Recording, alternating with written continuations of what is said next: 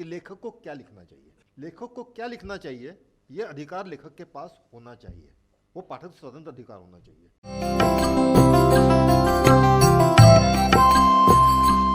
इसी तरह से ये जो लोकतांत्रिकरण की बात है उसमें पाठक जब आया साहित्य के भीतर में, राजेंद्र जी कि पाठक साहित्य के भीतर आ गए हैं, उनकी आवाज़ें सही बात है बहुत कम थीं, अब वो बोल सकते हैं और आपस में बहुत सारे अलग अलग किस्म के विचार भी आ रहे हैं। लेकिन क्या ये विचार सच में पाठकों के विचार कहे जाएं? कितने वो पाठकों के विचार हैं और कितने उनके सामने उपलब्ध ऑप्शंस में से कुछ एक चुनने के उदाहरण हैं?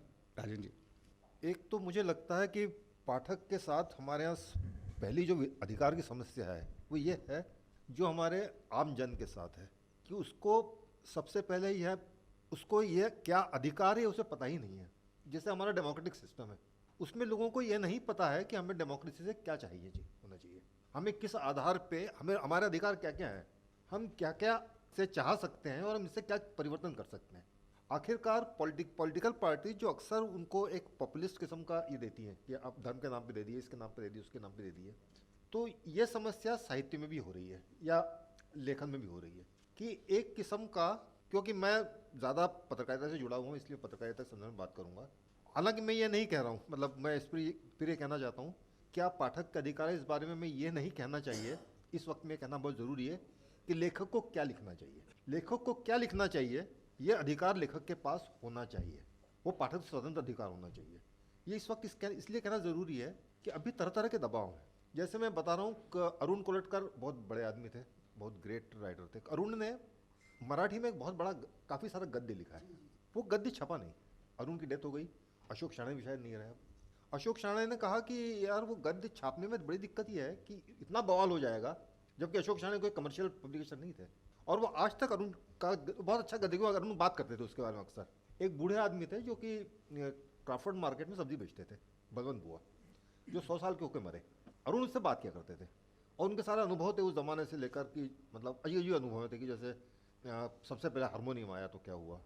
अच्छा, वो जो है वेश्याओं की वारी लेके पंढरपुर जाया करते थे बलवंत बुआ। तो एक तो उन्होंने मराठी में कविताएं लिखी उनको लेके और एक उन्होंने गद्य लिखा बहुत सारा, वो गद्य नहीं छप पाया, कविता तो छप गई।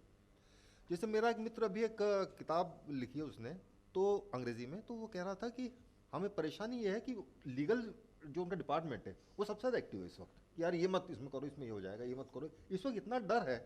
तो इसलिए एक तो ये है कि पाठक को लेखक को क्या लिखना चाहिए ये बात न की जाए। दूसरा जो डेमोक्रेटाइजेशन की बात हो रही है उसमें एक बड़ी प्रॉब्लम ये हो रही है कि हम कंज्यूमर की बात करने लगे हैं। जैसे अखबार में हम जब पहले हमने शुरू किया था तब राजन माथुर थे, प्रभाष जी थे, प्रभाष जी या राजन माथुर के साथ मैंने सबसे पहले लिखना शुरू किया। वो कभी ये नहीं कहते थे कि हमारे पाठक को ये नहीं चाहिए, उनका हमेशा आइडिया रहता है कि पाठक को, हमारे पाठक का अधिकार है कि वो ज़्यादा से ज़्यादा दुनिया भर में जाने। जैसे मुझे याद है नई दुनिया में पहला आर्टिकल जो लिखा था, इंदौर का अखबार है नई दुनिया, उसमें पहला लेख मेरा उन्होंने छापा था राजन माथुर ने, वो अमेरिकन पॉप आर्ट पे था, पॉप पेंटिंग पे। उन्हें कभी इस बात से ये नहीं थी। प्रभाष जी ने मुझसे कभी नहीं कहा कि ये विषय हमारे पाठक के लिए नहीं है।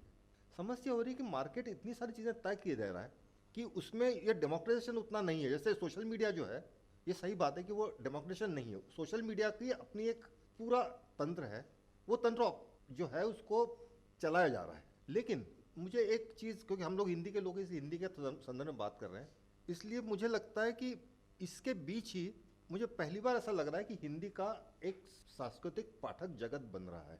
जैसे जीतेंद्र जी ने कहा कि दलित लोग हैं, है ना, दलित आवाज़ें हैं या और स्त्रियां हैं, क्योंकि एक भाषा का जो सांस्कृतिक जगत होता है वो बनने में वक्त लगता है।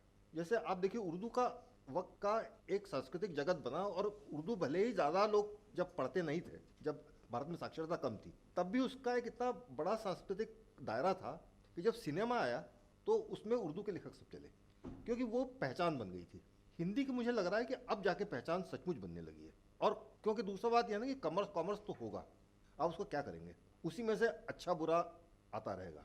लेकिन फिर भी मुझे लग रहा है कि हिंदी का सांस्कृतिक, क्योंकि इसी दौर में एक माहौल बन रहा है, भले वो अब उसका आगे क्या होता है पता नहीं, क्योंकि मुझे लगता है सोशल मीडिया अभी जो है बहुत लंबे वक्त का खेल नहीं है, इससे भी लोग उबने वाले हैं, उब रहे हैं, जा रहे हैं। दूसरा मुझे लगता है कि पाठक, एक बड़ी समस्या हिंदी साहित्य में है कि साहित्य को या किसी भी तरह की भाषा के साहित्य को सबसे ज़्यादा सस्टेन करने वाली चीज़ होती है जिसको मैं कहता हूँ कि ऑरवेल जिसको कहते थे कि गुड बैड लिटरेचर, जो लोकप्रिय साहित्य जो कि अच्छा हो, वो सबसे ज़्यादा सस्टेन करता है, क्योंकि वहाँ से आदमी अच्छे साहित्य को जा सकता है।